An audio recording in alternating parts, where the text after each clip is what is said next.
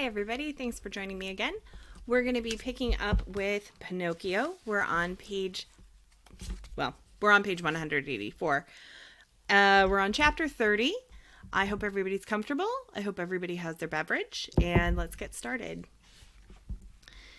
Chapter 30. Pinocchio listens to his friend Lampwick, who is going to Playland. As one would expect, Pinocchio asked permission from the fairy to go to the village and invite his friends for the next day. The fairy said, "Yes, by all means, go and invite your friends for breakfast, but remember to be back before dark. Do you understand?" "I promise to be back in an hour," said the puppet. "Be careful, Pinocchio. Children make promises very easily, but they are not so ready to keep their promises." "But I'm different from other children. When I say a thing, I do it." "We shall see. This time, if you are disobedient, so much the worse for you." "Why?" "Because children who do not follow the advice of those who are wiser than they are always come to grief." "But I've learnt my lesson," said Pinocchio, "and I shall never blunder again." "We shall see if that's true." The puppet said not a word more, kissed the good fairy, who was like a mother to him, and ran out of the house singing and dancing. In less than an hour he had invited all his friends. Some of them accepted at once with pleasure. Others waited to be urged, but when they heard that the rolls, which were to be dipped in the coffee and milk, would be buttered on both sides, they all said, "Yes, we'll come too," to please you. Now you must know that Pinocchio had, among his schoolmates, one favorite of whom he was very fond.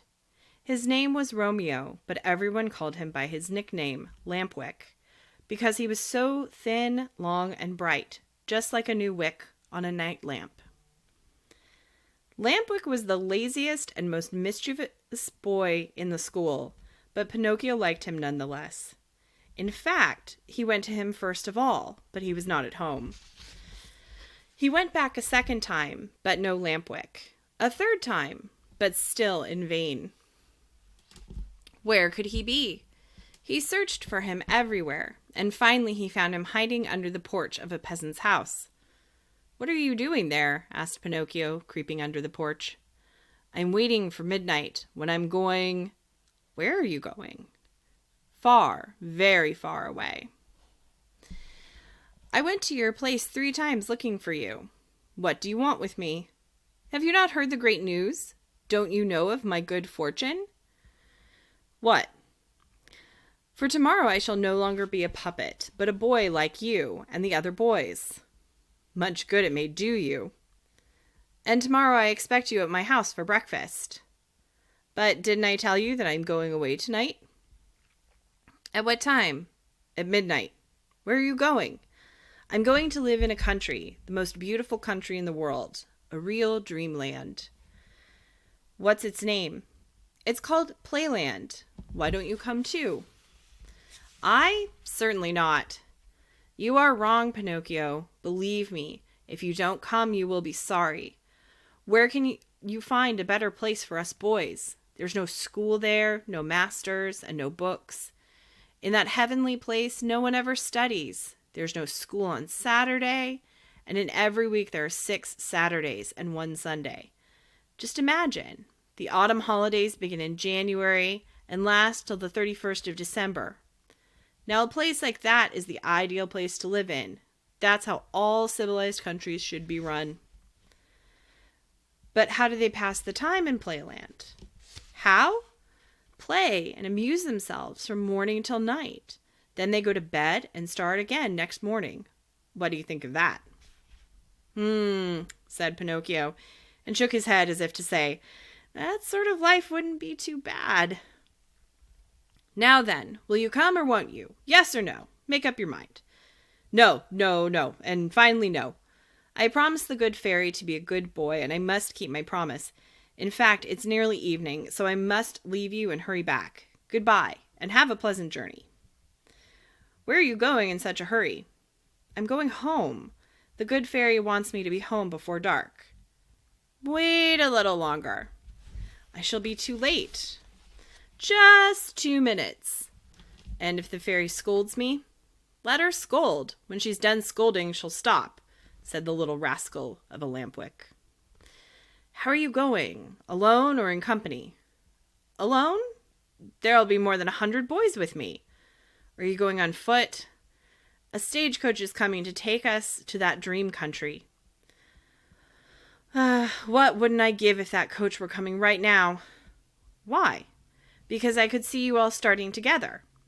Stay a little longer, and you can do so.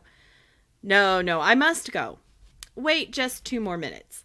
I've waited long already. The fairy won't know what's happened to me. Poor fairy. Is she afraid the bats will eat you?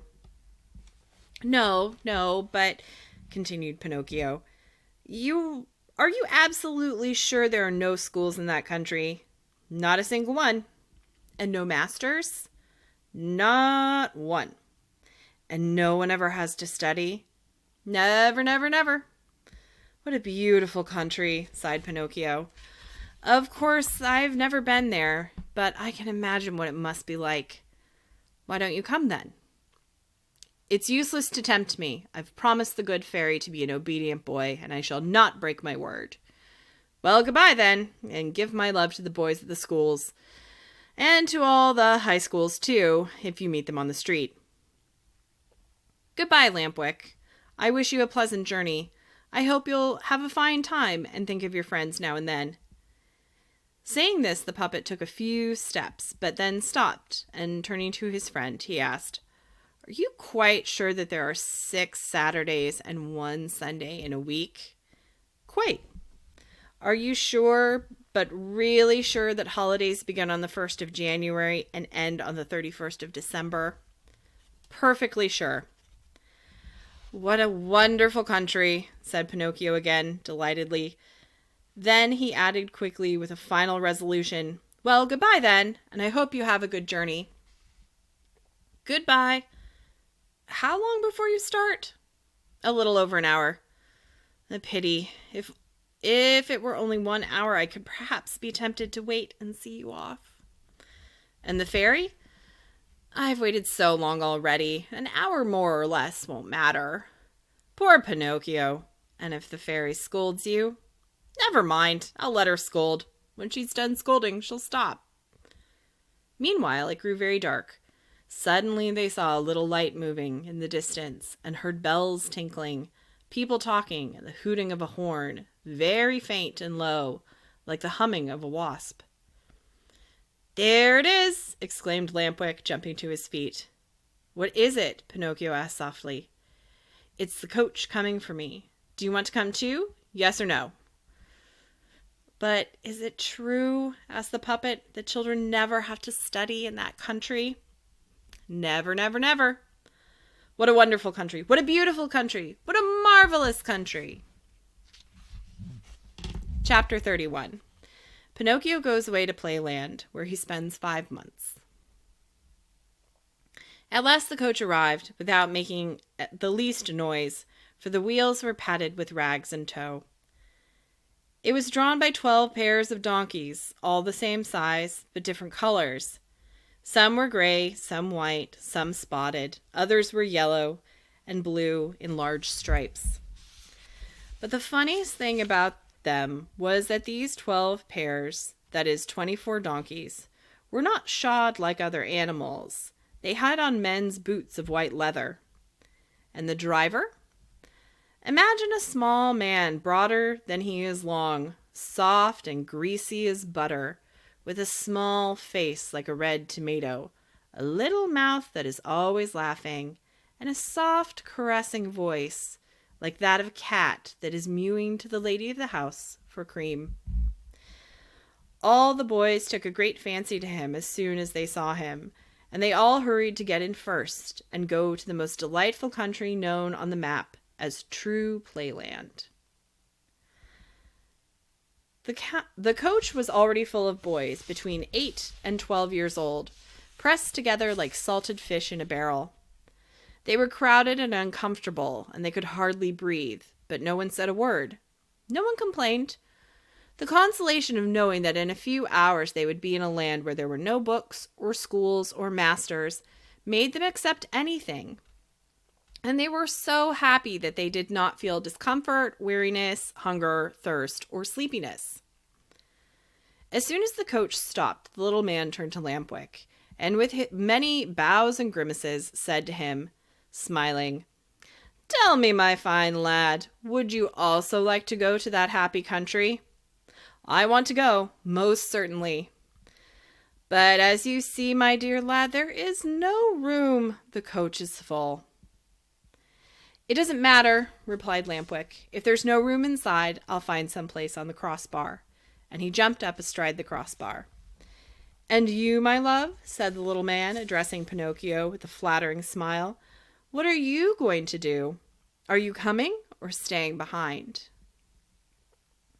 "I'm staying here," answered Pinocchio, "for I am going home.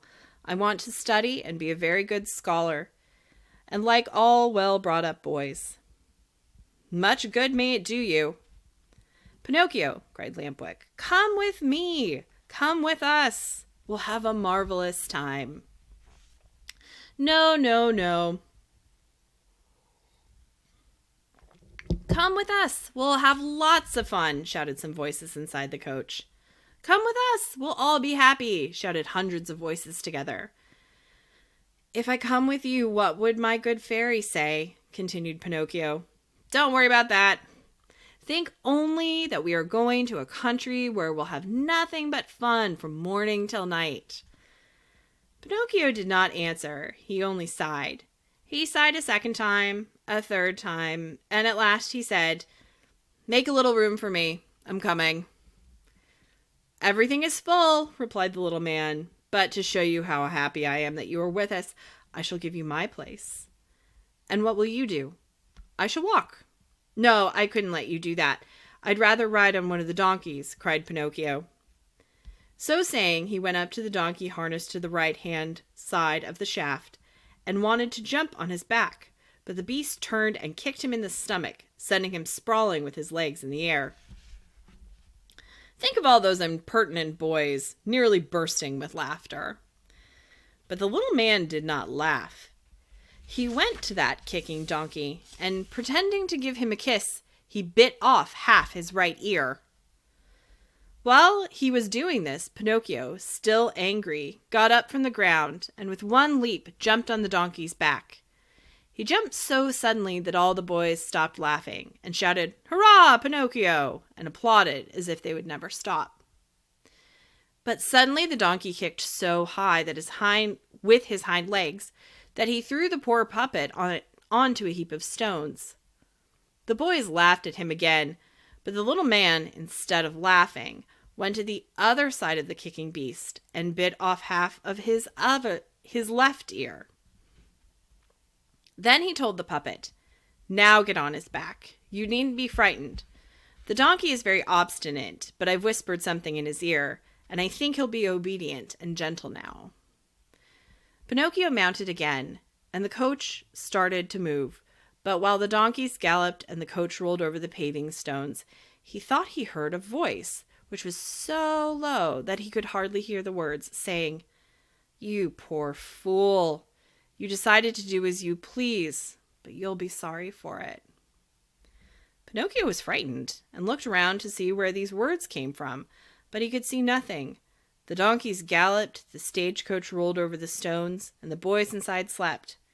Lampwick snored like a bear, and the little man sang between his teeth, "Everybody sleeps through the night, while I never sleep." A little way farther on, Pinocchio heard again the low voice saying, "Remember this, you fool! Boys who won't study and who desert their school, their books, and their masters always come to a bad end. I've tried it, and I know what I'm talking about. The day will come when you will weep as I am weeping now, and then it will be too late."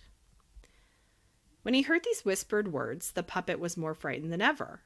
He jumped down from the donkey's back and took him by the bridle. Imagine his surprise when he saw that the donkey was crying, just like a boy. "Hello, little man," Pinocchio called the driver. "Did you ever see such a thing? This donkey is crying. Let him cry. He can laugh on Tibb's Eve.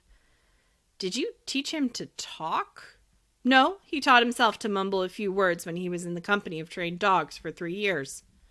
Poor beast. Come, come, said the little man. Don't waste time watching a donkey cry. Get on him again and let's go. The night is cold and the way is long. Pinocchio obeyed without another word. The coach rolled along again, and at dawn they arrived safely at Playland. Playland was like no other country in the world. The population consisted of children.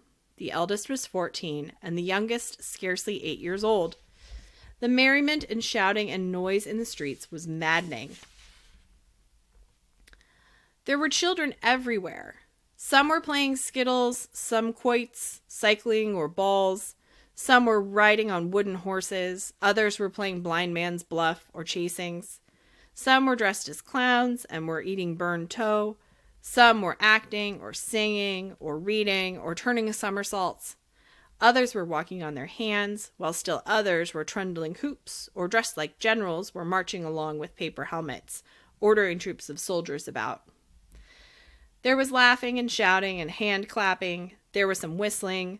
Some were chuckling like a hen that has laid an egg. In short, there was such noise and confusion that without cotton wool in both ears, anyone would have been deafened by it. There were theaters crowded all day long in every open space, and on the walls of the houses, badly spelt remarks had been scribbled with charcoal. Immediately they got inside the city. Lampwick and the other boys, who had come together, hurried to join the children, and very soon, as you may well imagine, they became excellent friends. Who could be happier or more contented than they? Amidst continual games and all sorts of pastimes, hours, days, and weeks passed like lightning. "Oh, what a beautiful life," shouted Pinocchio every time he met Lampwick. "Do you at last see that I was right?" answered Lampwick. "And to think you didn't want to come! To think you were intended to go back to your fairy and wasting your time in studying. If you were freed today from nasty books and schools, you owe it to me, to my advice, to my insistence. It's only a real friend who would show such kindness." "Yes, that's true, Lampwick. If today I am a really happy boy, I owe it all to you. And do you know what the master used to say to me about you? He always said, 'Don't have anything to do with that good-for-nothing Lampwick. He is a very bad boy, and who will lead you into some trouble.'" "Poor old master," said the other, shaking his head. "I well know that he didn't like me and spoke ill of me, but I have a generous soul, and with pleasure I forgive him." "Noble boy," said Pinocchio, embracing his friend and kissing him affectionately on the forehead. 5 months had passed in this playland of toys and amusements which went on all day long, without ever seeing a book or even the outside of a school, when Pinocchio, upon awakening one morning, had a very unpleasant surprise and lost his good spirits.